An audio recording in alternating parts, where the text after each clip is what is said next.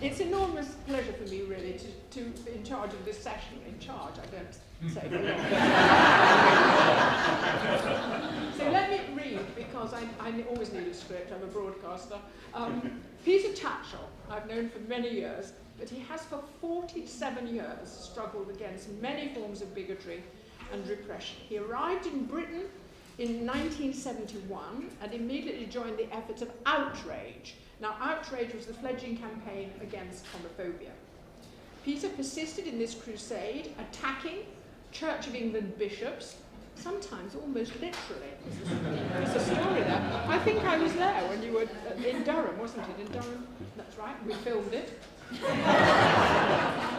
And he attacked them for their resolute and, as you know, persistent opposition to gay priests and to gay marriage.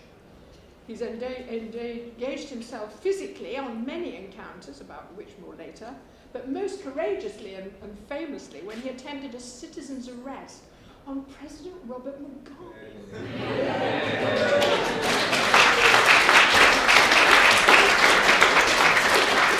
Not surprisingly, he was hideously manhandled for doing that. I think you did it twice, and I know that you've sustained horrific injuries. So Peter has lived to see the laws in Britain change. The legalising of gay marriage, though there still remain issues to be tidied up. We're busy attentive to that in the House of Lords, out of interest. That's got to be tidied up. But most recently, when presented with a doctorate at De Montfort University, he dedicated his honour to, among others, the people of Balochistan. I didn't know where it was. We don't know the things he's been doing and the range of influence he has.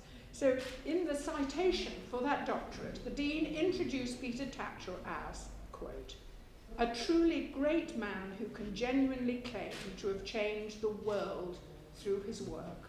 So, Peter Tatchell.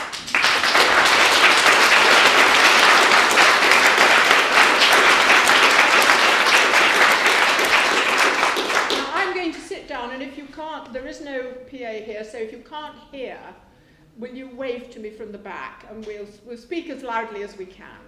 Peter's probably used to that. Please, join in. If you can't hear, say so. And please, would you stand when you're speaking for those of us who lip read? Oh, right. Is that possible? Well, I'm going to be asking the questions. Do you want to stand, Peter? Yeah. Will you excuse me because I've got a bit of a... Oh, yes, that's fine, but generally speaking, Indeed. default position Okay. would be helpful. Fine. Thank you. Okay, so let's start with the story. Let's start with the biography. You were born in Australia. Okay, you left Australia at what age? 19. And you had... tell us about the family background and the feeling in the household about, I don't know, moral directives, beliefs. Well, I grew up in a very traditional, small C conservative working class family. My father was an engineering factory worker. My mother worked in a biscuit factory for Times. They were evangelical Christians, I think borderline Christian fundamentalists. And of course, because I knew no different, I initially, of course, embraced those ideas. And it was only in my teens that I began to question some of the orthodoxies that I'd been told by my parents and other family members. Does that mean you grew up knowing the Bible, knowing the Ten Commandments, knowing the Sermon on the Mount? Absolutely. I was a Sunday school teacher. Well, there you are. Look what happened. My parents wanted me to be a boy preacher. So that was a very, very fundamental influence on you. Absolutely. Everything in my family's life revolved around the family. They had no social or political interests whatsoever. As I said, they were extremely conservative. The Labour Party in Australia was deemed by them to be communist. And the Labour Party in Australia was quite right-wing by comparison to the Labour Party here. So it was really, in 1963, at the age of 11, I remember hearing about the bombing of a black church in Birmingham, Alabama, where 4 young girls about my own age were killed by white racists. And I can remember at the age of 11 being absolutely horrified. Firstly, that anyone could kill another human being, but particularly 4 young girls in a church on a Sunday morning. And that sparked my interest in the Black Civil Rights Movement and Martin Luther King and the Student Nonviolent Committee. It wasn't until a bit later, until I was 15, that I did my first human rights campaign, which was against the death penalty, which existed at that time in Melbourne, Australia. Where did you get the information to find out about what was going on in Alabama, civil rights? Was your school very enlightened? No, it was just the TV news or the local newspapers. Right. And so what was the first campaign when you were 15? At that time, in 1967, the state of Victoria, in common with most other Australian states, had the death penalty. And in 1967, in February, a prisoner, an escaped prisoner, Ronald Ryan, was due to be hanged for allegedly shooting dead a warder during a prison escape. Well, I remember reading a report in the local newspaper which gave an account of the autopsy and the trajectory of the bullet through the warder's body. And at the age of 15, I worked out that from where Ronald Ryan was standing and where the warder was standing, he almost certainly could not have fired the fatal bullet. It was just physically impossible. More likely, the warder was accidentally shot by another warder on one of the watchtowers. But Ronald Ryan was hanged anyway, and this, I was absolutely horrified. Horrified that when there was reasonable doubt that he was hanged anyway. And this was being done by a state government in the run-up to an election, using law and order as a political weapon. Essentially, Ronald Ryan was sacrificed to get votes as the government being tough on crime. Did you discuss this with your family? This family that was so convinced of its moral values? Well, their view was, to quote, I think it's Romans, the governments that be are ordained by God. So therefore the government would not do anything that was wrong. You must obey the government. To which I said, does that mean Adolf Hitler was ordained by God? They had no answer. But what happened was that execution provoked my lifelong skepticism of authority. I thought if the government, the courts and police can conspire together to hang a man where there's a reasonable doubt about his guilt, what else aren't they doing? Or what else are they doing? So I began to question the mistreatment of the Aboriginal people in Australia, which had been more or less erased from our knowledge. I began to question Australia's involvement in the war in Vietnam. And so I got involved in both the campaigns for Aboriginal civil and land rights and against the Vietnam War. And what colleagues did you have? Did you find fellow spirits who were also campaigning, or were you a lone voice? Well, in that campaign, there was a statewide campaign which I got involved with. I wasn't organised, I just was one of the people who turned up and gave their support. And in my own local area, which was far out of the city, I was pretty much the only person that I knew. So I used to get, near where we lived, there was chalk deposits in the soil. And I got these dug up these chalk deposits and then chalked gigantic slogans on railway bridges and sides of shops, calling for Ronald Ryan's life to be saved. So I did that as a lone individual in the middle of the night.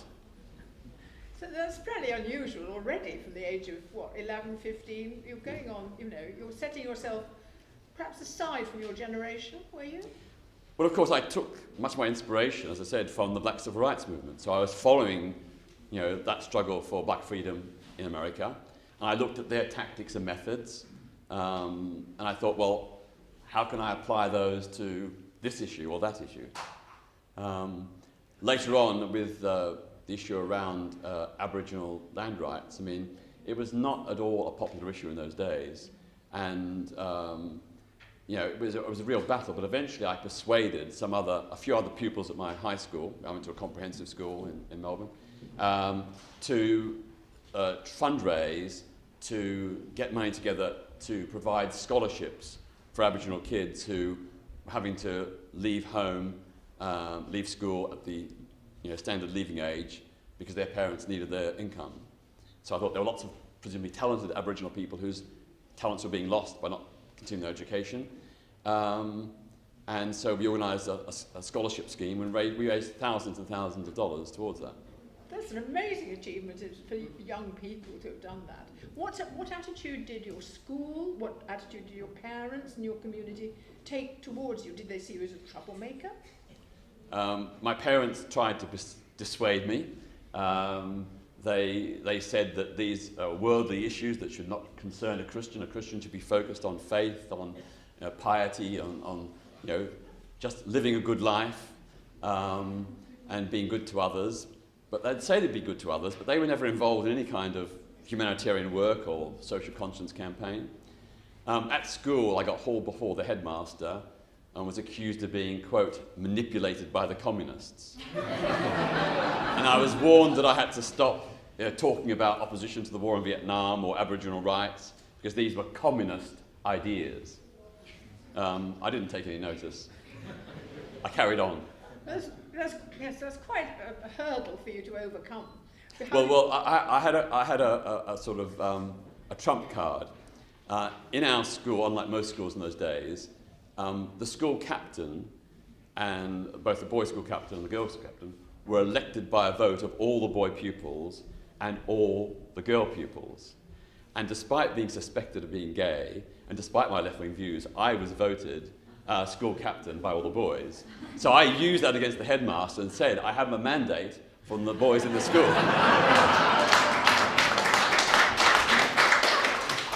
Right, well, you raised the issue of recognising that you were gay. So how early did you recognise it, and how did your parents react? Because of my extreme fundamentalist religious background, any acknowledgement of my own sexuality was very difficult. I mean, I thought I was straight. At school, I often got wolf whistled by other boys. They used to boast that I had the best legs in the school. I was also, in a sort of teasing but kindly way, called Puff to Pete and Pansy Pete. But because I thought I was straight, it just was water off a duck's back. And because I was so popular, it didn't really adversely affect me. I just laughed it off. So it wasn't until I left school and went to work and met other gay people that I began to sort of, if you like, question the assumption that I'd been led to believe that all gay men were sort of dirty old men in Macs who molested young boys. That was the popular misconception. Was that painful? I mean, obviously it was tremendously important that you came out, certainly to yourself, but I mean to recognise that the presuppositions of your family and your church and everything had completely to go because of who you were. Well, I don't know how and why, but very early on, I began to sort of like take a very pragmatic view. I know I had this religious, baggage, but on all these different issues, I thought, well, the one thing my parents always taught me was, don't follow the crowd. Follow your conscience, do what's right. Just because other people do this, don't go ahead and do it unless you think it's the right thing to do.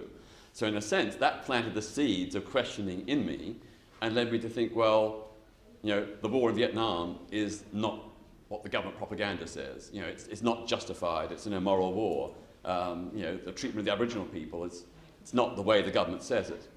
And so when it came to my own sexuality, I can remember the first time I ever had sex with a man, lying back in the bed and thinking, well, if this is what being gay is, I guess I'm gay. And it's wonderful.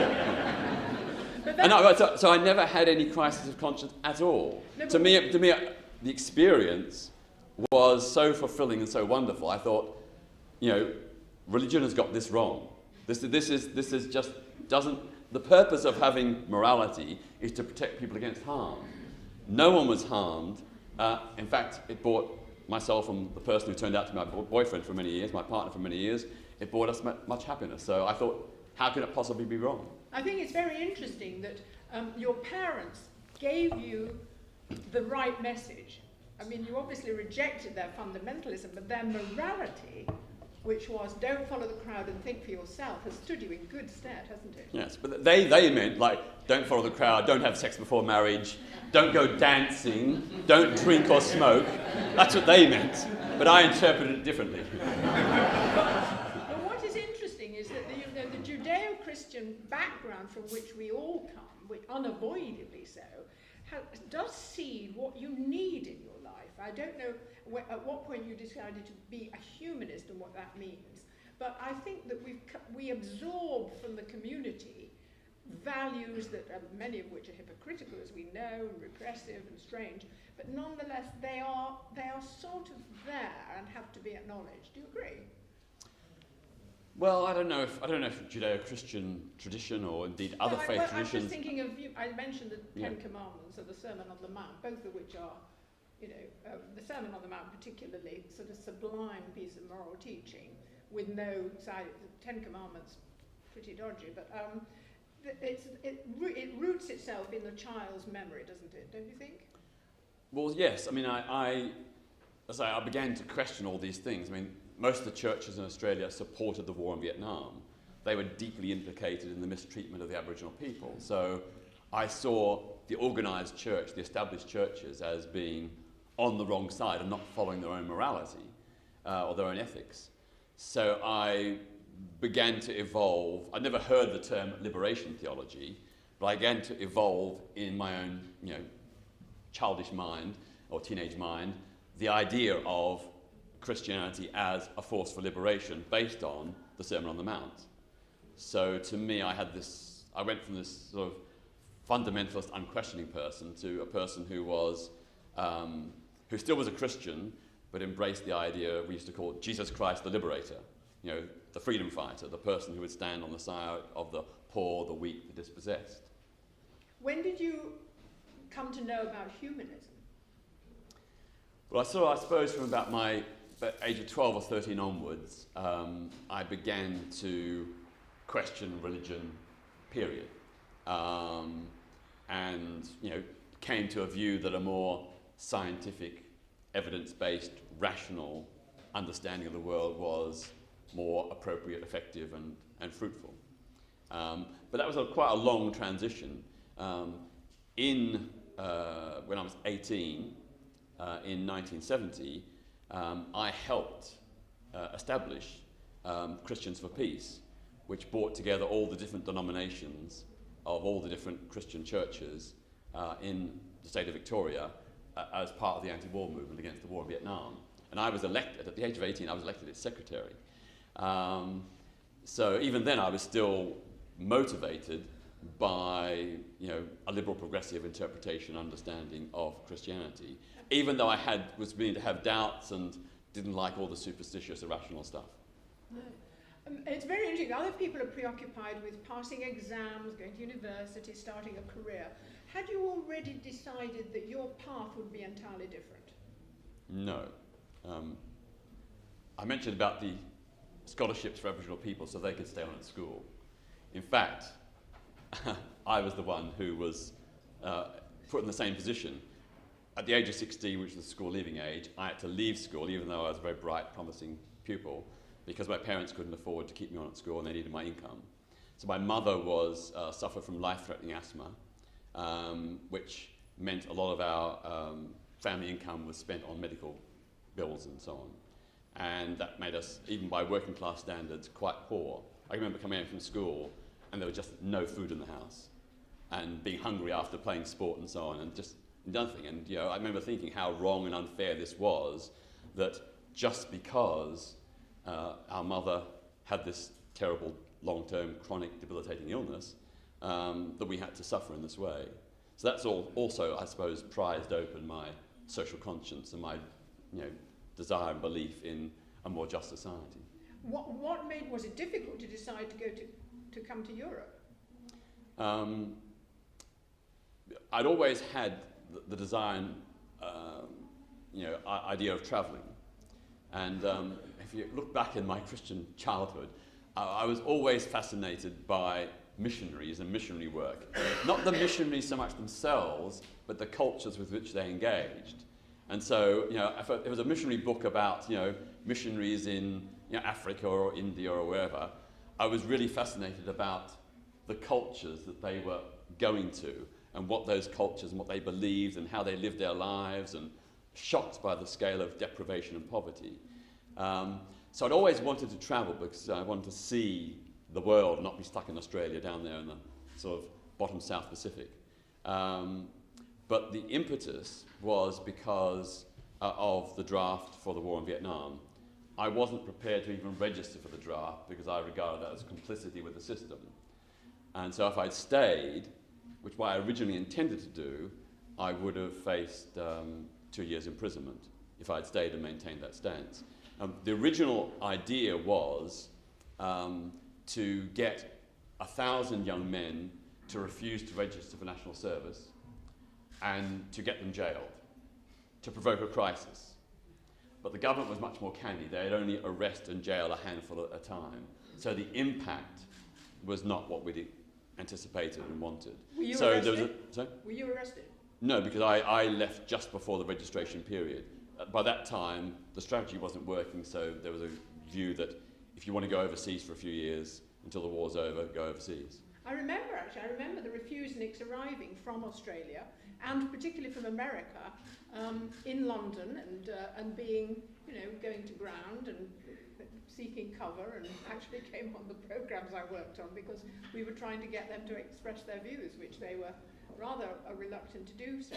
When you came here, did you feel that you were in flight from the government of your country? Not as such, but I can remember I first of all went with my partner. We went from Melbourne to New Zealand on a ship because it was the cheapest way to go in those days. And I can remember as the boat went out of Melbourne's in a gigantic bay, and you go through two headlands to get out into the ocean. And,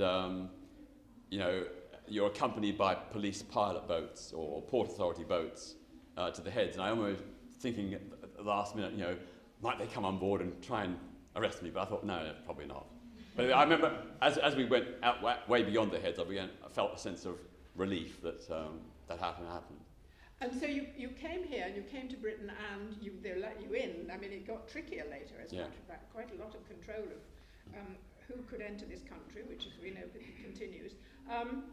And you found a society that was homophobic, conspicuously so. Did you? Well, not as bad as Australia. I mean, the way I was treated in school was very, very different from the majority culture, which was intensely homophobic. And at the time, in the state of Victoria, homosexuality was totally illegal in all circumstances. You could be punished with several years imprisonment and with enforced psychiatric incarceration and treatment.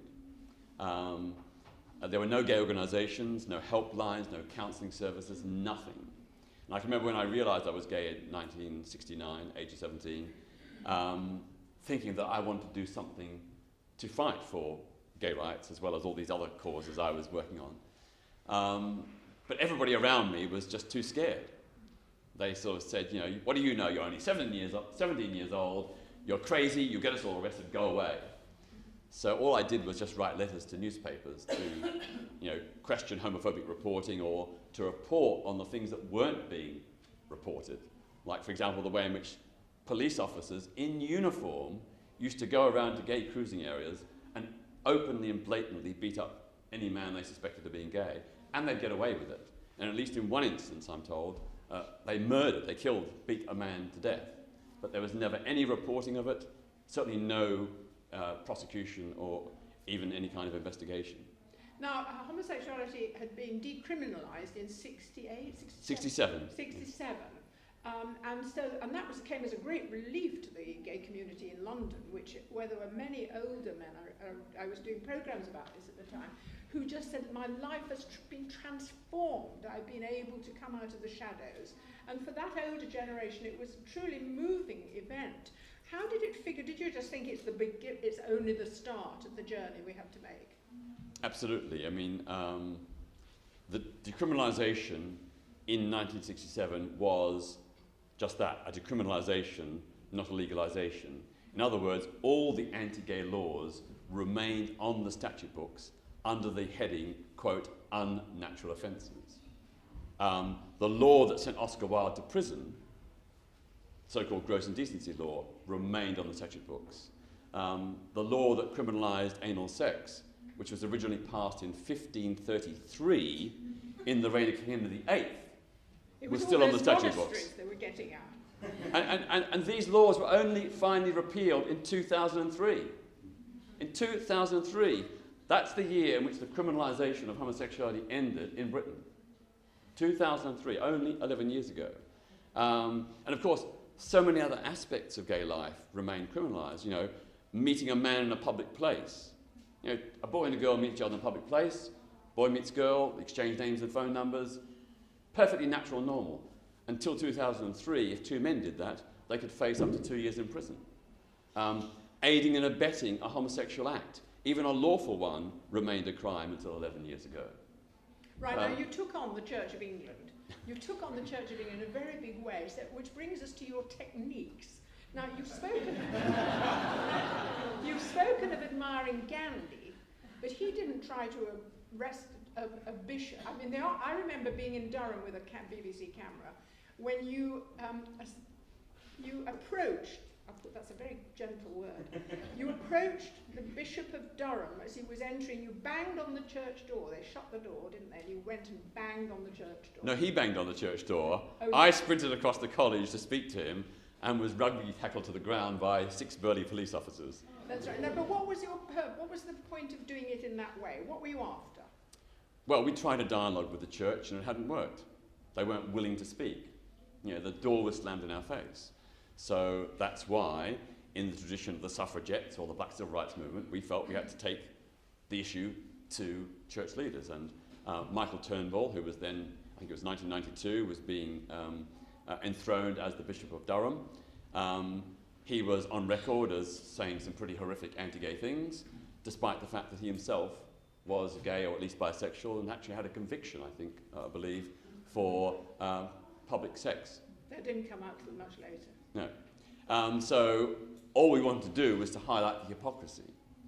And so the plan was to try and politely confront him as he went to the cathedral door. But unfortunately, we were thwarted. Now, did they expect you? Did they know you were coming? No. But suddenly you were. Did you? And what did you say to him? Well, I didn't get to. I got floored before I got because to him.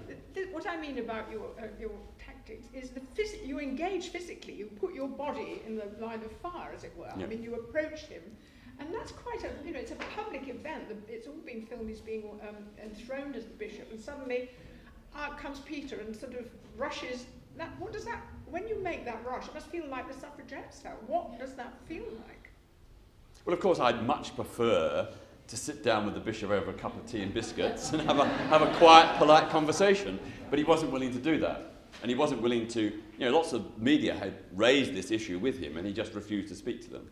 So it was a last resort. But, I've done over 3,000 civil disobedience and direct action protests over the last 4 decades. Every single time, I feel the same anxiety and nervousness. First of all, the fear of failing, that the police or some other authorities catch wind and stop the plan.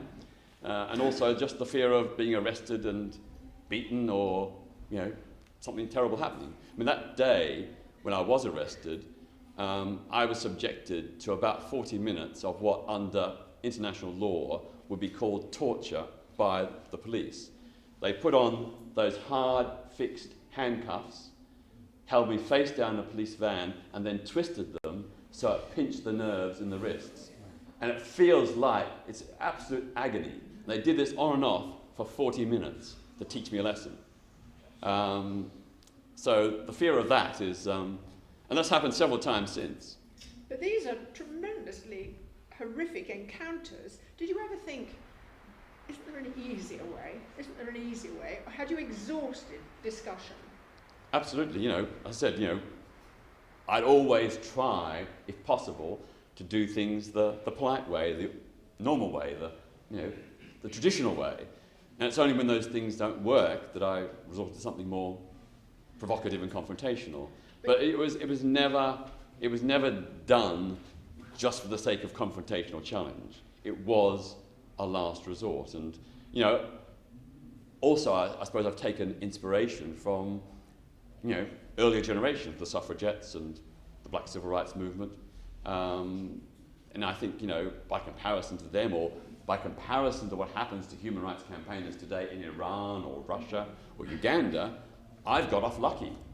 So, you know, I think if they are prepared to take real serious risks of imprisonment, torture, and even execution, then surely I can make a small sacrifice. I mean, I'm sure I speak for many of us here. I mean, it's all very well to have these wonderful aspirations and wish to put the world to rights, but at some point, I think some of us would have thought, I think I'll walk away from this. I think it's too much of a burden. It's too much of a life wrecker. Did you ever have doubts like that? I did and do. You know, there are moments when I just think that the personal cost is a bit too high. But then again, when I see the positive results, I think, well, it's worth it. And particularly when, you know, it involves individuals who, you know, I've helped secure some benefit for. I mean, I remember it was about Christmas 2010. On Christmas Eve, I got an email from some human rights activists in Iran saying that I think it was a Kurdish activist was due to be hanged 4 days hence. And of course the Iranians had chosen that time, knowing that all the major NGOs around the world in the West were closed down for Christmas. So I had Christmas plans with friends. I was going to do a bit of work, but I had basically had some free time planned. But I thought, you know, if I don't do something, you know, at least I can try. This man's life is in the balance. And within 3 or 4 days, I organised a huge email campaign through my own networks to the Iranian Chief Justice. And I don't know if it was our efforts, but amazingly, that man's execution was postponed. So when you think of things like that, you think, well, it is really worth it. You know. Tell us about Robert Mugabe. What do you want to know? Is he really nice man? Well, of course, the first time I ever met Robert Mugabe was at the Africa at 40 conference at Westminster City Hall. I think it was 1997. So it was commemorating 40 years of African liberation. And he, with other African liberation leaders, was one of the keynote speakers. At the time, very few people outside Zimbabwe knew about the human rights abuses that were happening in that country. And I got a request from human rights activists there to try and do something to raise awareness. So I managed to, thanks to Tribune newspaper, get a press pass to the conference. And during the lunchtime break, I tagged along. I saw this film crew going to the VIP area. So I said, oh, can I help you carry your camera? And they said, sure. So I walked through this camera crew with about 4 of us, and the security just let me through, because I had a press pass, but I was carrying a camera, so I was allowed in. And there, among the guests, was Robert Mugabe, having a cup of tea. So I walked over to him, and I introduced myself, and I explained that during the War of Liberation, I'd helped raise money for medical kits for people in the ZANU-controlled areas, for people, you know, medical issues that they had. And Robert Mugabe said to me, well, he shook my hand and said, I want to thank you very much. It's people like you that helped us win our liberation. Then he said to me, and by the way, what do you do now? Mistake. And I said, I campaign for gay rights. He was just taking a sip of tea, and it spluttered everywhere. And then he said, oh, we don't persecute them, we don't persecute them. And then I said, well, what about this, this, and this? And what about all the non-gay people? And he said, oh, it's all Western propaganda. Anyway, by that time, the security spotted me, and I was pounced on and physically thrown out of the building. But the next time was the attempted citizen's arrest, or the first of 2. And if we've got enough time, I may as well tell you the story because it's quite entertaining. It's thrilling. In late October 1999, I got a call at about midnight from a man with a very thick African accent who said, "You may be interested to know that President Mugabe has arrived in London. He's on a private shopping trip. He's staying at St James's Court Hotel. He's flying back on Saturday night at 6 p.m. from Heathrow Airport on an Air Zimbabwe flight." Before I could ask any questions, the caller hung up. So my first reaction was, is this a hoax? Is someone trying to pull my leg? But I thought, I'm going to chance it that this person is genuinely informing me that Mugabe is in London. So the next morning, I phoned up Amnesty International and I got from them an affidavit and documentation about the torture of two black journalists, Ray Choto and Mark Chabanduka, who worked for the Standard newspaper in Harare. They'd been tortured on Mugabe's orders. Their torturers told them that. And Mugabe was on record in public as saying they got what they deserved. And in fact, they should have had even more torture. So there was a legal case that he, as a head of state, had condoned, authorised or acquiesced in acts of torture, which is illegal under the United Nations Convention of 1984, the United Nations Convention Against Torture, 1984, and illegal under Britain's Section 134 of the Criminal Justice Act, 1988. So the legal basis for his arrest was there. I knew the British government wouldn't arrest him, so I thought I'll use the power of citizen's arrest, which means that any private citizen has the lawful authority to arrest someone where they have evidence that they've committed a crime. So then I started phoning around people, who's going to help me try and arrest him? The plan was to try and seize him outside his hotel. I've never heard so many plausible excuses. I'm going away for the weekend, my girlfriend, my boyfriend's arriving. Anyway, of all the different people I contacted, all the different organisations, the only people who volunteered were 4 other people from the LGBTI group Outrage. So there were, three others. So there were 4 of us. And so we lay in wait outside his hotel on the Saturday morning, knowing that he'd have to go to the airport to catch his flight. He'd have to leave the hotel at some time. And we brought along a photographer, a video person, and an independent journalist, so they could verify and record what was happening. So we tried looking conspicuous. One guy sort of stood in a phone box pretending to make phone calls. Another one stood at a bus stop reading a newspaper. Me and a couple of others were looking in shop windows. But you know, after a couple of hours, it sort of gets a bit obvious, and we noticed that the concierge, the guy with the top hat and tails, who welcomes VIP guests, started looking and peering in our direction. And I thought, uh-oh, something's up here. He obviously noticed we've been here for a long time. But this is about 10:30, so we'd already been there about 2 hours. So he disappeared. At this moment, of course, when you're doing these actions, I am incredibly nervous. My stomach's churning over, I get a splitting headache, my body temperature drops, so I'm like shivering and freezing cold, and then you have the urge to urinate and defecate. And at that moment, I just had this incredible urge, I had to pee. But I knew if I went away to try and find a toilet, that would be the moment he'd come out. So I borrowed the newspaper from the guy at the bus stop, the Evening Standard, rolled it up into a cone, and stood in the shop doorway, peed into it, closed the top, and then neatly put it in the bin. A few minutes after doing that, out of the side entrance of the hotel came President Mugabe in his limousine. Oh, no, sorry, I'm jumping the story. And a few minutes later, out from the side entrance came 5 or 6 African-looking guys who were looking and pointing in our direction. And I thought, the concierge probably clocked us and thought we were a bit suspicious. Having a head of state in the hotel, he's probably informed their security. They are probably Mugabe's bodyguards. They've come out to investigate to see who we are. I thought, if they are at all suspicious, they'll call the police. And as soon as the police see me, the whole thing will go down the Swanee.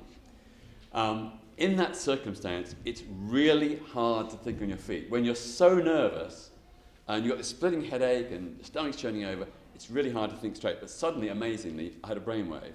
So I walked across the road straight to these African guys, smiling and beaming and holding up my hands. I said to them, "Hi guys, I'm from the News of the World. These are my photographers and video people, my fellow journalists. We know that Elton John is in the hotel with his new boyfriend. We've got to get the story and the photographs for tomorrow's paper. Can you tell us which room he's in?" They looked at me blank and shook their heads. I said, "I'll give you £50 if you tell us which room he's in." I only had £10 in my pocket. They still shook their heads. "I'll give you £75. They started talking amongst each other and still shaking their heads. "I'll give you £100. Quite clearly the money was not an incentive, so it wasn't working. So then I suddenly again had another idea. I turned to one of them and said, "Look, you can't fool me.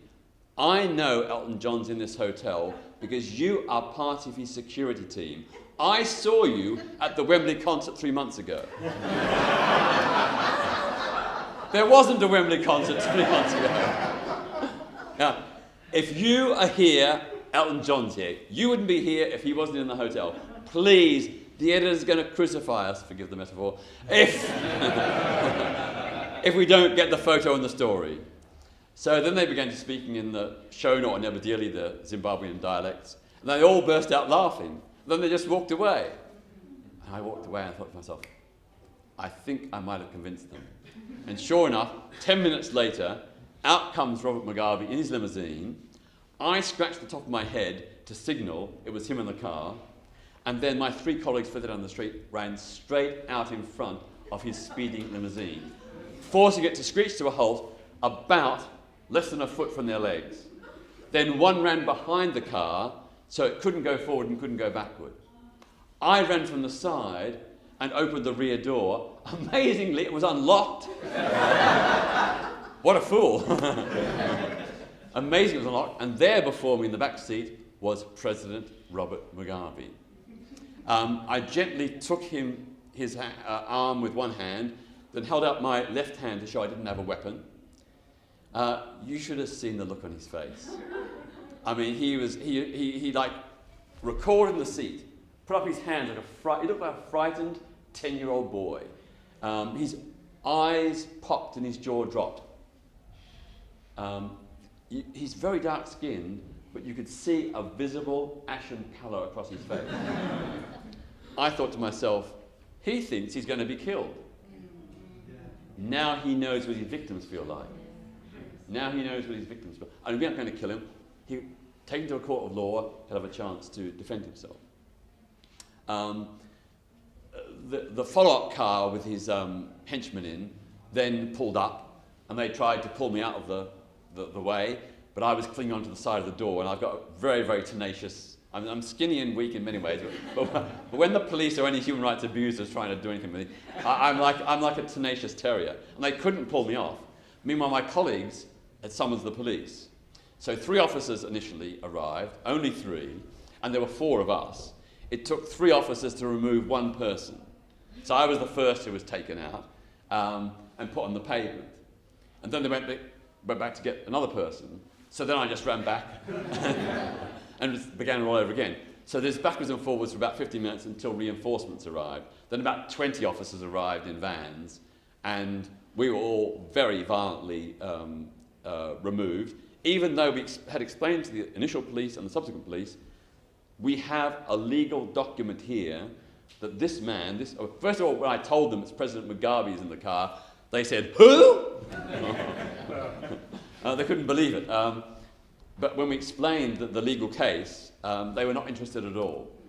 They were interested in getting us out of the way. So we were quite violently manhandled, and then spent the next 7 hours, or nearly 7 hours, in Belgravia police station, while President Mugabe was given a police escort to go Christmas shopping at Harrods. So we didn't succeed, but the subsequent global media coverage did help raise awareness about the human rights abuses in Zimbabwe. And I said, although we were all gay and from a gay rights group, the issue for us was torture. It was torture because that has international jurisdiction. It applies to all Zimbabwean people, whatever their sexuality. So we wanted to make sure that it wasn't just a gay rights issue, that it was about human rights. In the end, we were arraigned for trial, and the police were trying to stitch us up on charges of criminal damage, assaulting a police officer, obstructing the highway, behaviour like to cause a breach of the peace, and even riot and affray, which is a very serious charge. But on the opening day of our trial, the prosecution withdrew all charges, to the fury of the magistrate. I can only speculate as to why. I think they didn't want it tested in a court of law that we had acted lawfully, that we were acting according to the power of citizen's arrest to apprehend a criminal who should have stood trial. And of course, if he had stood trial, the history of Zimbabwe may have been very, very different, because at that time, although there were human rights abuses, they were nothing by comparison to what later happened in 2003, 2004, 2005. So, as I say, Zimbabwe's history might have been very different. The other thing I'd say is that the feedback we received, I mean, in the 3 or 4 weeks afterwards, I received about 5,000 emails from people in Zimbabwe, both black and white, and they nearly all said the same thing. You didn't succeed, but good on you for trying, and very importantly, we thought no one cared. We thought no one knew what was happening in our country. And so psychologically, emotionally, I think it was a great boost for people in Zimbabwe to know that someone, or a group of people, had challenged a dictator and a tyrant who in their own country was untouchable.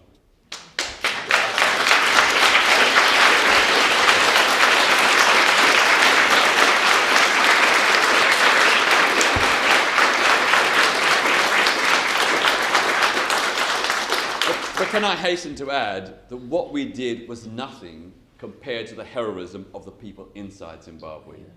So many of the people I've known over the years have been tortured, raped, both men and women, mass rape of both men and women by Zimbabwean government thugs, torture chambers, murders, absolutely shocking. And those people have maintained that fight despite those dangers. So those people are the real heroes, and I'm just so honoured and proud to have done something small to show solidarity with them. Now, will you talk a little more, because you followed through that crusade of yours, and I use the word crusade because you did earlier use the word missionary, so this vocabulary is appropriate.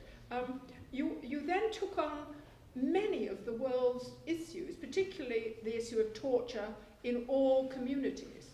Globally, and you must know more than anyone, in how many obscure enclaves of tyrannical government people are being tortured. Is it because the media familiarises us with it all that we feel it's now spreading and spreading? Or has it always been like that and we just haven't known? Well, first I'll start by saying I don't take on all the world's human rights issues, much as I would like to, but through my Human Rights Foundation, I try to focus on those issues or countries where perhaps it's not well known what's happening. So you mentioned Balochistan, which straddles Iran and Pakistan, where there's horrendous human rights abuses which are virtually unreported, largely because journalists and human rights defenders are not allowed into those territories. What's the basis of the abuse? It's not sexual abuse, it's political. No. Yes, it's a suppression of a national minority. Right. And also religious persecution as well, because many of the Baluch are Sunni, and so they're persecuted by the Shia-dominated Iranian state. And in Pakistan, the Balochistan area comprises half of the whole landmass of Pakistan. It was completely independent until British colonialists went in, but they didn't do direct colonial rule. They established a British protectorate, so there was a degree of self-rule, a functioning democracy for many years. And then in 1947, because it was never part of the so-called British Indian Empire, it was separately granted its independence.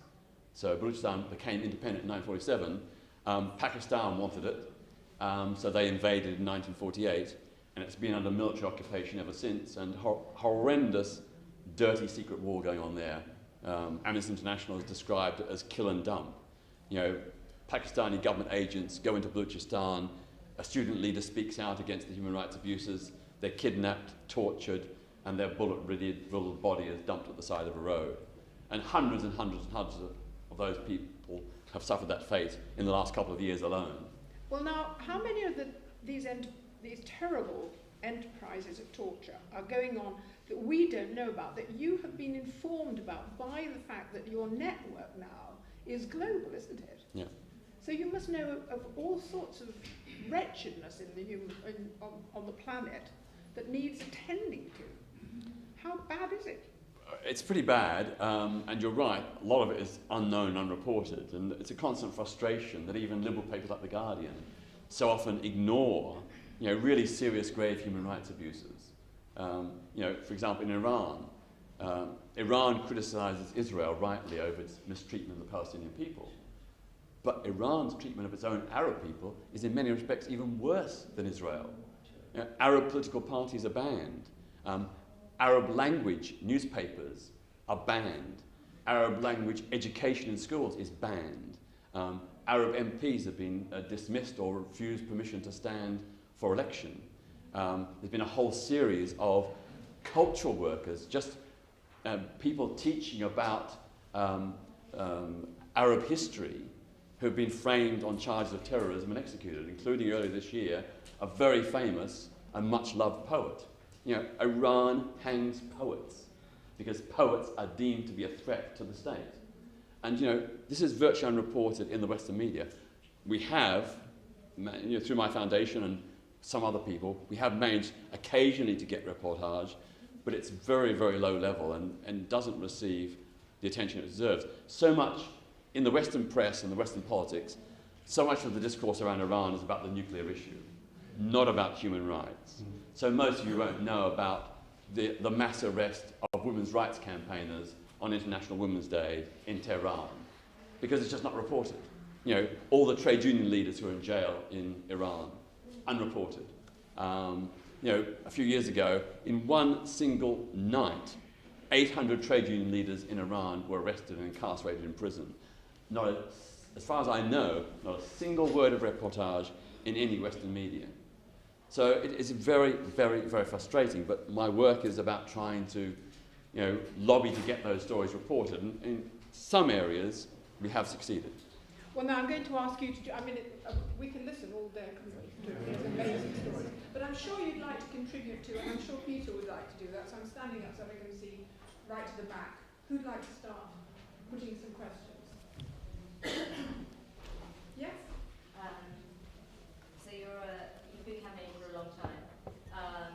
Who are the new names who are going to be rising up when your time's gone? I'm not planning to go for quite a while yet. Who are you looking forward to seeing come through? It's a very interesting point, that, because you are really yourself an emblem of a struggle that's been going on. And we don't know who your cohort is, who your sympathisers are. You've got lots of sort of soft media folk like me who think you're wonderful, but we just do broadcasting, and that's not getting anywhere. So where's the generation of people you're bringing up to succeed and carry on the work? Peter, could you repeat the question before you answer it? Because if questions are directed forward, people behind won't have heard. Okay. Yes. So, do you want to just speak? Oh, okay. The question was, who are the new, people coming forward on human rights? How am I going to sustain what I've tried to build up over these years? The first thing I'd say is that I've never done anything just alone. Every campaign I've done has involved support and help from other people. Like the time I went to Brussels, the second time I tried to arrest President Robert Mugabe, I was helped behind the scenes by Belgian LGBTI activists who gave me a place to stay, gave me a computer, and did all the follow-up and backup to make sure that when I was injured that I received treatment. So, I would pay tribute to those many, many tens of thousands of people in this country and other countries, well, millions in other countries, who are doing similar work.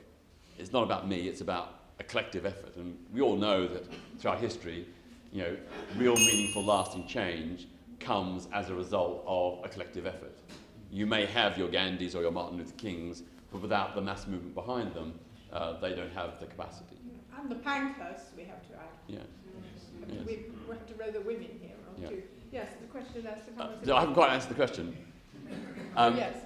I can't name you too many individuals, but for example, I work very closely with the African LGBTI Out and Proud Diamond Group, which is a group of African people who now live in Britain, many of them asylum seekers and refugees who fled persecution in countries like Nigeria and Uganda. And they are doing amazing, extraordinary work to help profile what's happening in Uganda, what's happening in Nigeria, Malawi, Cameroon, and so on. And they're all sort of in their late teens, early 20s, really inspirational. Tell us about your presence at the Commonwealth Games. Commonwealth Games, well, as you know, the Commonwealth Games just concluded in Glasgow, and I've got to say that we did manage to succeed, again through a coalition. My own foundation was working with the Equality Network in Scotland, Pride Glasgow and Pride House, 3 other LGBT organisations, to profile the persecution of LGBTI people in 42 out of the 53 Commonwealth member states. That's 80% of Commonwealth states criminalise same-sex relationships in all circumstances, with penalties ranging up to life imprisonment and even the death penalty in parts of Nigeria and Pakistan. This is despite the Commonwealth Charter, which guarantees equality and non-discrimination for all Commonwealth citizens. But we also did highlight other human rights abuses, because the same percentage, about 80% of Commonwealth countries, also do things like torture, detention without trial, state censorship of the media, denial of rights to women, persecution of ethnic minorities. So it was a big overall equality thing. And certainly in the run-up to and during the Games, we got a lot of publicity about these issues. It was mainly a consciousness-raising exercise. But we did lobby the Scottish Government. So in the run-up to the Commonwealth Games, I personally wrote to Alex Salmond asking him, as the host government leader, to do something about these issues. And I've got to say, whatever you think of Alex Salmond, he has exceeded all expectations. During the Commonwealth Games, on Government House, Alex Salmond did not fly the Scottish flag, the Saltaire. He flew the rainbow flag to send a message to all the Commonwealth visitors and Commonwealth countries that Scotland stands for LGBTI equality. He also made 4 major public statements on equality and LGBTI issues during the Games. He funded Pride House, the LGBT space. He visited it. He visited gay clergy. He visited same-sex parents. And then, in the middle of the Commonwealth Games, he launched the One Scotland campaign, equality for all Scottish people, which included, black and ethnic minority, women, elderly people, and so on, but also LGBTI. Right in the middle of the Commonwealth Games, and had billboards all over Scotland, One Scotland, equal Scotland. Now, I think that man deserves a real tribute, because no other host of any major sporting event has ever done that, never done anything like it. During the London Olympics in 2012, Boris Johnson and David Cameron refused to make any such statements. They were lobbied also, but they refused. Alex Salmond and the Scottish Government delivered, and I think they deserve a round of applause.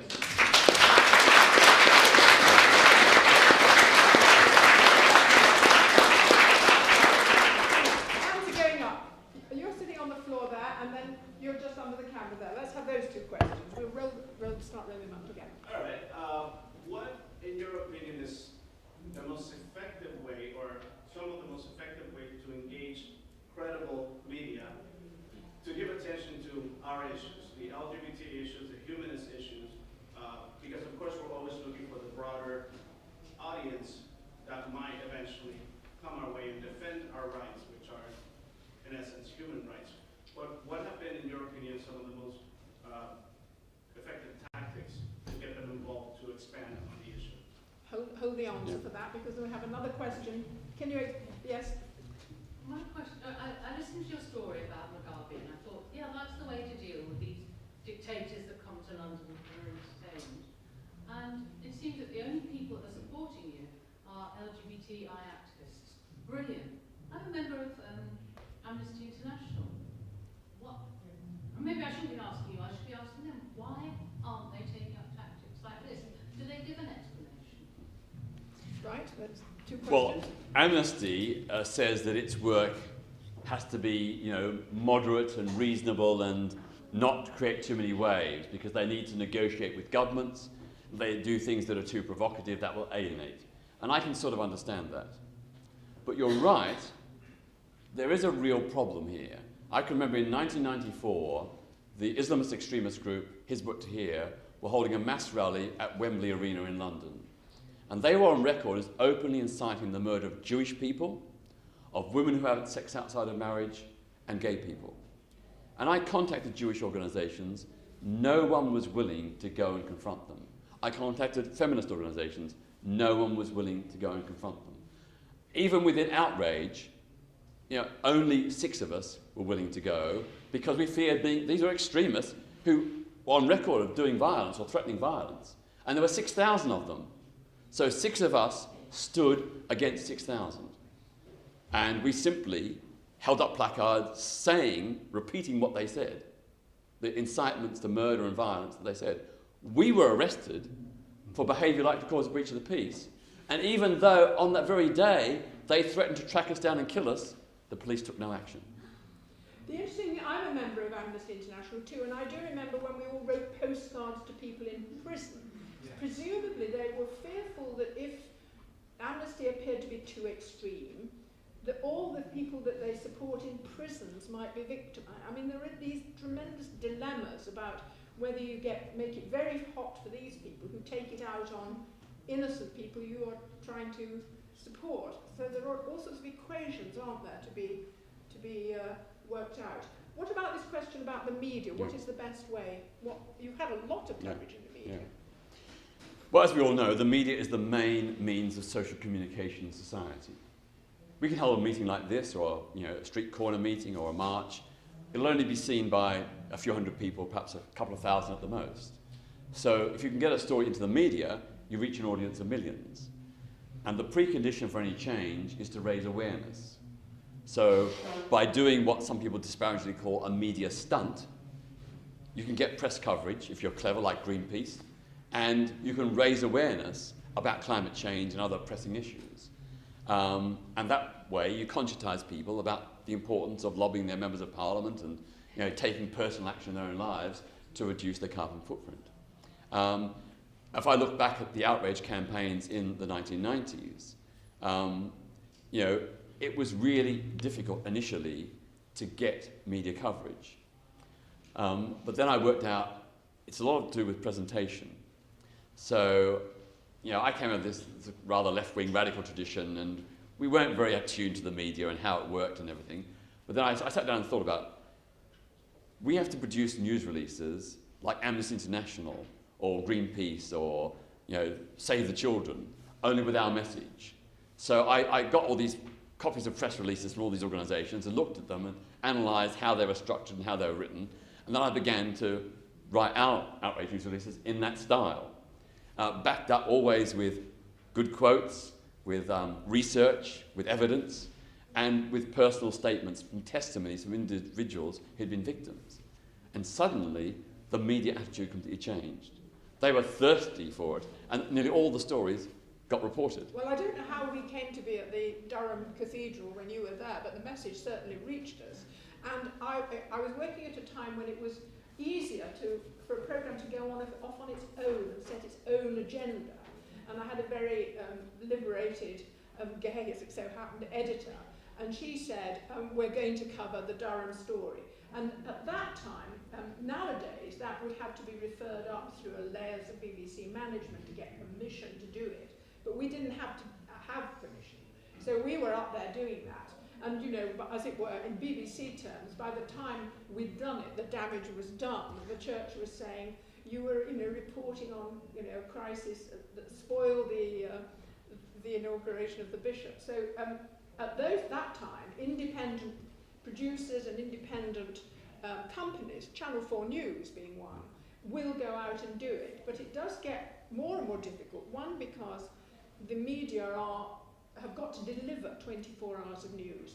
So actually it doesn't make them open to a bigger range of news. It makes them follow a few stories very thoroughly. And it doesn't make for more variety, because if you turn on the news at 6 o'clock, it would be the same as the news at 10 o'clock.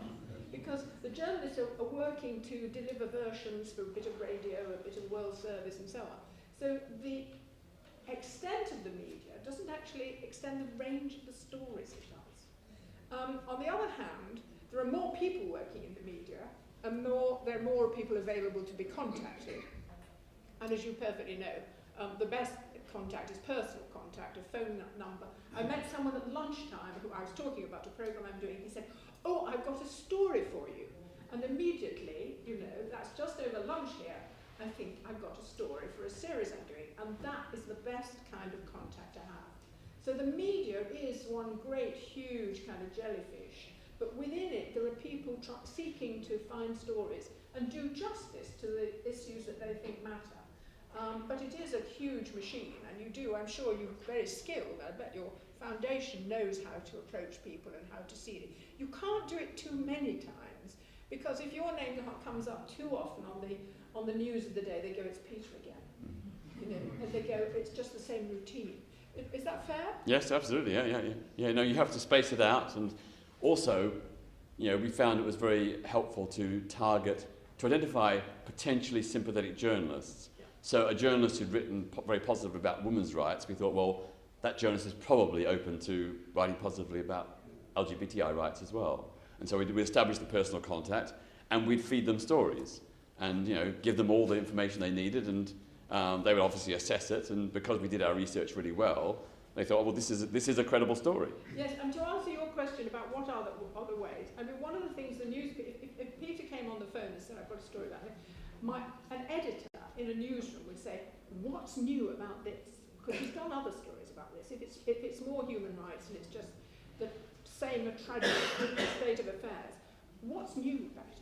And if you say, "Well, there's an American dignitary flying in," or "Angelina Jolie is about to land," and, you know, her life could be, that's new, and they'll be there when it's new. So you need to understand how the media's priorities as well, which are not just truth and justice and beauty. They tend to be publicity, audience ratings, and award winning and that kind of thing. So you need to understand the media in all its diversity.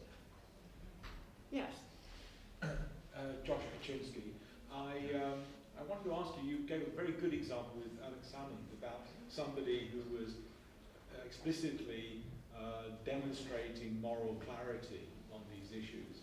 To what extent is, it seems to me, the increasing undermining of the United Nations of human rights by the UK government, by the US government, to what extent do you think that undermines your capacity to do your work? Could you hear that question at the back? To what extent is the undermining of the UN and its human rights requirements undermining by the current government and quite a number of institutions these days who seem to think that human rights has suddenly become a dirty word? I can't believe that that's so, but it's very often spoken of disparagingly. And to what extent is that damaging Peter's efforts? Well, yes, I mean, in many respects, it's not only damaging our efforts, but requiring us to do even more work. To actually have to defend the principles of human rights is a shocking thing in this day and age. We're going backwards, you know. And I think it's a case of, you know, too many people forget that if we allow human rights to be edged away here and there, soon we'll find that, you know, the exceptions are increasingly a justification for the general. And I admit that in certain circumstances it's very hard to defend human rights. I mean, I always say that human rights are above all for people we find detestable and loathsome. So Abu Hamza has human rights. And that's the real litmus test of whether you actually support human rights. You know, if Abu Hamza has done something unlawful and wrong that's caused harm and damage, of course he should be prosecuted. But as a democracy, based on the principles of law and human rights, he should not be tortured, he shouldn't be framed with fabricated evidence, and so on. And he should be defended. He should have a lawyer speaking. Yeah. Yes? Sorry if this has already been covered because I'm wondering in shortly after it started.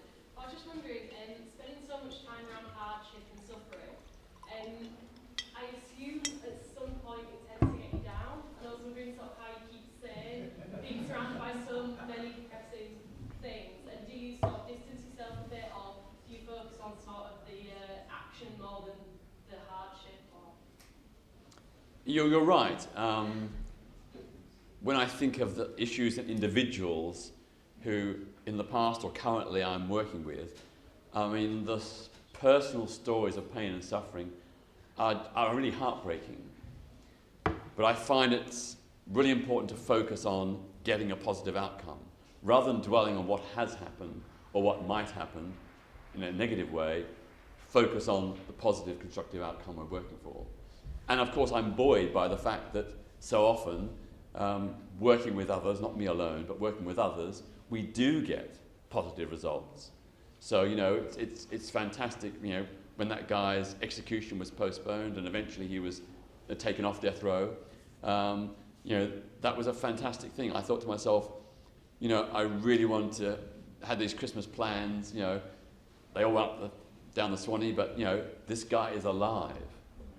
So it's that sort of positive feedback, or all the asylum cases we help win. I mean, most asylum seekers, particularly LGBTI ones, will lose massively on their first application. And that's because the asylum system is rigged deliberately to fail as many people by putting them in detention, by putting restrictions on the amount lawyers can spend under legal aid. So the chances of anyone getting a successful case is very limited. But when we intervene and help them do the research and get the evidence and provide statements of support, in nearly all cases they win. And that's just fantastic to think, you know, some recently, you know, one Pakistani guy and 3 Ugandans in the last couple of weeks have won asylum because, in part, of our efforts. And that's the kind of thing that sustains. You think, I'm exhausted, I'm tired, you know, it's depressing, all these things happening, but on the other hand, here are the positive outcomes. A question here and a question there. I'd like to quickly ask your opinion. I've been involved in LGBT activism for about 10 years. And I don't know if it's real or not, but there's a sense that there was a golden age of LGBT activism that has now passed. And we have young people coming out in this country into a world where they can legally marry their boyfriends and girlfriends.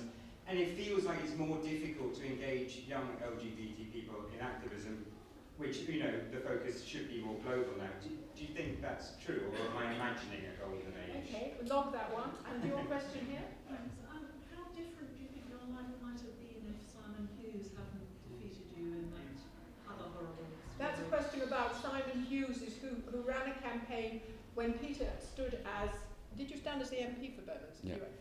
In Bermondsey Could you have had the impact you would have had if in you were politics? elected member of Parliament? Yes, we haven't talked about your forays into the political world. Simon Hughes ran a really disgusting campaign when Peter stood. Well, the Liberal Democrats, he denies knowing anything about it. Well, he subsequently came out as gay, we don't know. And the leaflet said, it's a straight choice.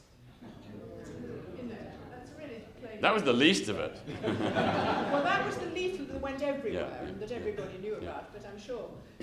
So first of all, was there a so-called go debate? I certainly think that in the early days of the Gay Liberation Front in the early 1970s, and in the early days of outrage in the 1990s, there was a much more critical, sceptical attitude towards mainstream society. Stonewall, the main LGBT, or not LGB, sorry, they don't do the T or the I. Stonewall, the main LGBT organisation in the country, is simply concerned with equality. It accepts everything as it is, it just wants gay people to have equal rights. The Gay Liberation Front and outrage took a more sceptical, critical view that there are lots of things wrong with mainstream society, and we ought to work together with straight people to change it for everyone. So, for example, in most schools today, sex and relationship education for young straight kids is really, really poor. We don't want equality with that. We want a better standard of sex and relationship education for all kids, straight and LGBTI. So I think we've lost that critical, sceptical view. And I think, you know, a lot of the gay pride parades, which began originally as great clarion calls for human rights and equality, have now become largely commercial party events. Huh? Is there anything we can do about that? Well, I think what we have is a situation that so many young LGBTI people have grown up in an era where discrimination and oppression is much less obvious. And in fact, all the major legal discriminations have now been repealed. So the sharp edge of discrimination and persecution that drove people in the 70s, 80s and 90s is no longer with us. Well, we mustn't regret that. No, we're not regretting it. That's a huge achievement. Yeah, absolutely. A great deal of it. We have to rejoice in that. But I can see you searching, in a sense, for another direction of where things go. But you see, this is something. I remember in the 1980s writing an article where I said we must be very careful about pitching our claim simply on the principle of equality. And I drew the analogy with the black civil rights movement in the United States. It was all about ending segregation and ensuring voter rights to ensure that African Americans had equality. And I said, look what happened. After they won equality, the whole movement fell apart. Yet here we are, 50 years later, and still vast sections of the African American community are locked out of economic prosperity and success. There's a whole black underclass, the massive criminalization of young black men. It shows that equality itself is not sufficient. And I think this is the danger we may face with the LGBTI community as well. Is there a distinction between legal equality and social attitude? Well, that Yes. brings us to the essence of the other question, which is you attempted to work through the political world.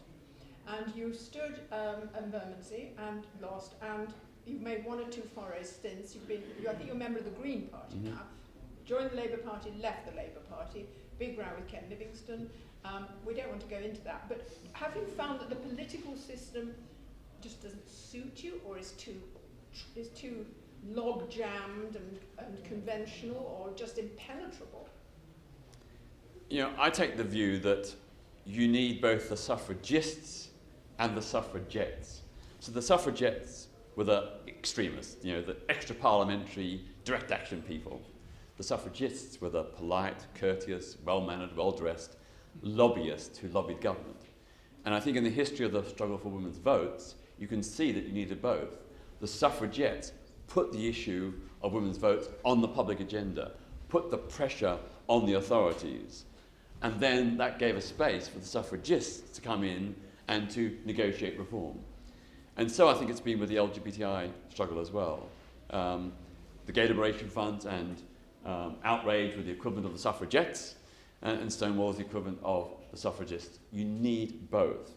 Now, what is interesting is that I straddle both. Although I'm probably best known for the civil disobedience and direct action, like the Bishop of Durham and the citizen's arrest or attempted citizen's arrest of President Mugabe, I also work inside the system. So I've helped draft proposals for legislation. The Equality Act, which was passed in 2010, was the culmination of an idea that I proposed when I stood for election in Bermondsey in 1983.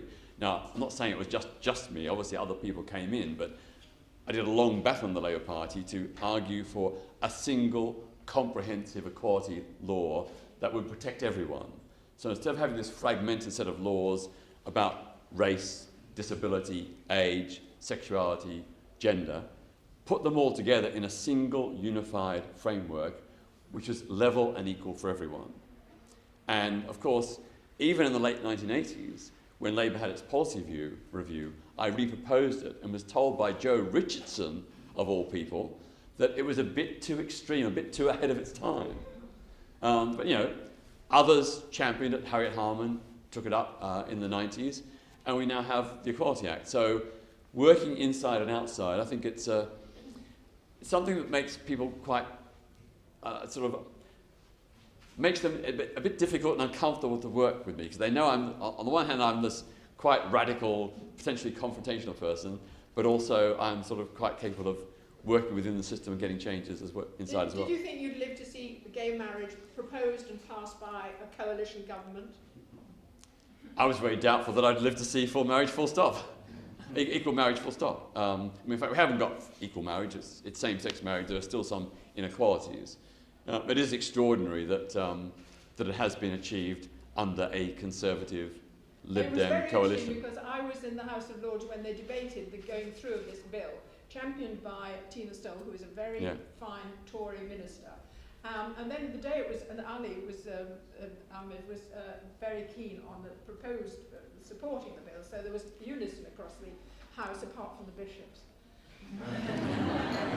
And on the day we knew the vote would go through, baskets of pink carnations were placed all around the House of Lords, and everyone who went into the chamber put on, if they're in favour of the bill, put on a pink carnation.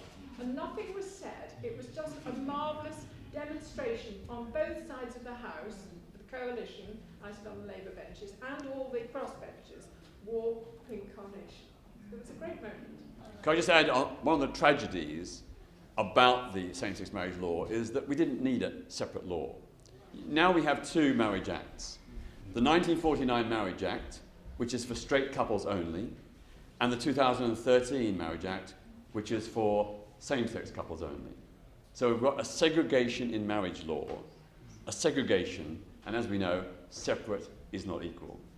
And you know, the 1949 Marriage Act does not stipulate that marriage partners have to be male and female.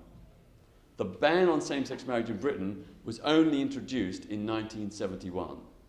Prior to that, there was no legal impediment to same-sex marriage. It was introduced because some same-sex couples, and in particular transgender partners, wanted to marry or were involved in divorces after marriages they'd managed to basically illegally conduct. Well, not illegally conduct, legally conduct, but the registrar wasn't aware that the person had transitioned from male to female or the other way around. So that the ban was only introduced in 1971. When the Nullity of Marriage Act of that year was passed, it was then superseded by the Matrimonial Causes Act of 1973.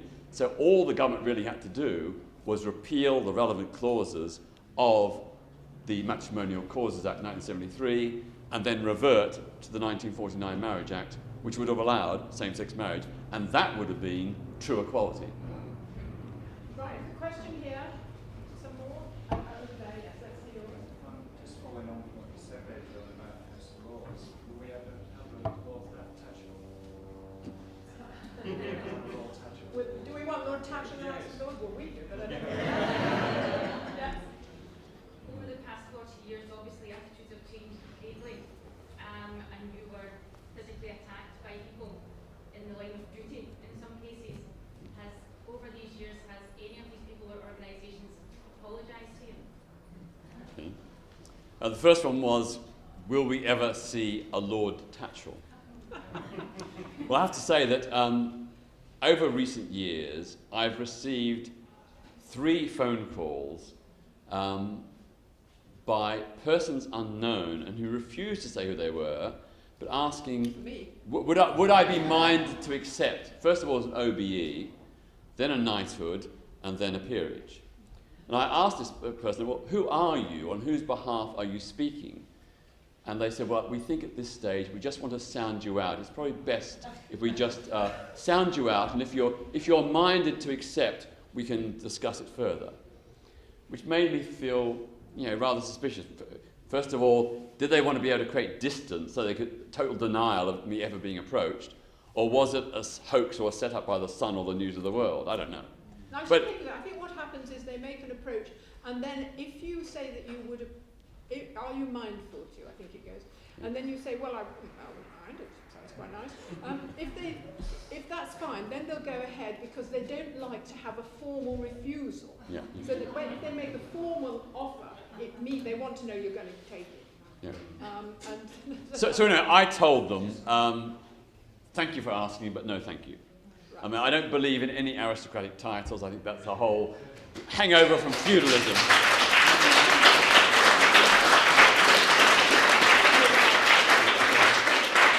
Absolutely right. The sooner the place is reformed, the better. Have you had any apologies for any of the institutions? Certainly not the church, I wouldn't have thought. Yes, there has been. I don't want to mention it, but there have been 2 or 3 journalists who really hounded me in the 1980s, who really absolutely demonised and vilified, actually wrote some very untrue things.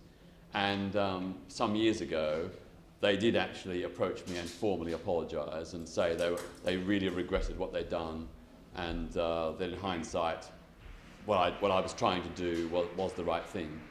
So that and of course I accepted their apology, and my view is, I'm not one to hold grudges.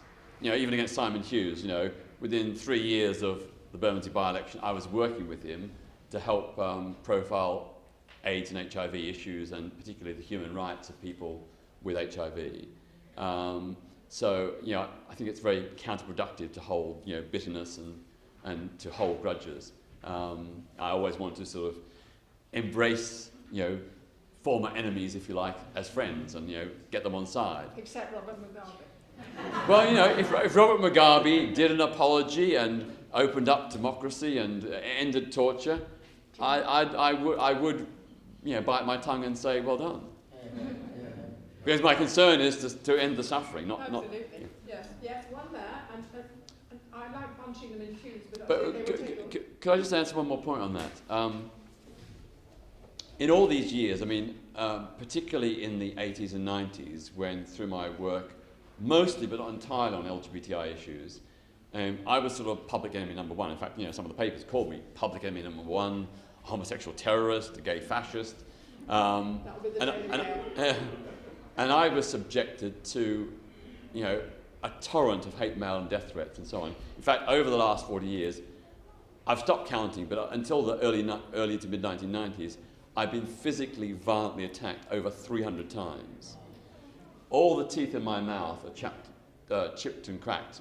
If you look up closely, they're all bonds and, repaired. Marvellous for my dentist. But even now, it's quite painful to eat a lot of the time. Wait a minute, did you prosecute or pursue any of these people either legally, or did you, hate crime? You now can allege, you can bring cases against people. Did you not think of taking recourse to the law at all?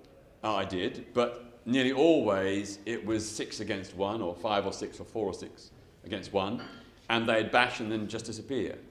So the chances of tracing them was very little. But there have been instances where the person could have been traced. So, for example, a few years ago, I had persistent death threats from Islamists. And one time, these are phone call threats, they forgot to dial 141. So I was able to check on the last call and trace their number. And we actually identified who the person was. They were explicitly saying that I should be killed. And the police refused to take any action. There's been quite a few cases like that. The other thing, I suppose, is that, as you know, with the second citizen's arrest, or attempted citizen's arrest of Robert Mugabe in Brussels in 2001, eventually I was beaten unconscious by his bodyguards. And then in Moscow in 2007, when I went to support the Russian activists trying to hold a gay pride parade, I was very badly beaten by neo-Nazis, and the Moscow City Police stood there with folded arms, watching as I was being beaten, and when I was almost losing consciousness, then they stepped in and arrested me, not the attackers. So as a result of those particular 2 incidents, I've got some brain and eye damage. I used to be really famous for being able to see bus numbers way before anybody else. I had fantastic long-sight vision, but that's gone now because of these injuries, and I've had to have an implant put in my eye, which sort of, it's helped a bit, but still it isn't back to perfect. And the more worrying thing is, of course, the minor brain damage from the severe concussion from those 2 bashings. And that does make it more difficult for me. It's slower to work, and I make more mistakes and so on, because it's affected my memory, concentration, coordination, and balance. So, in the old days, I used to love going trekking in the mountains and climbing on little rock ledges, 1 foot wide with a 300-foot drop. I couldn't do that now. Well, it's been an amazing session, hasn't it? I think we can only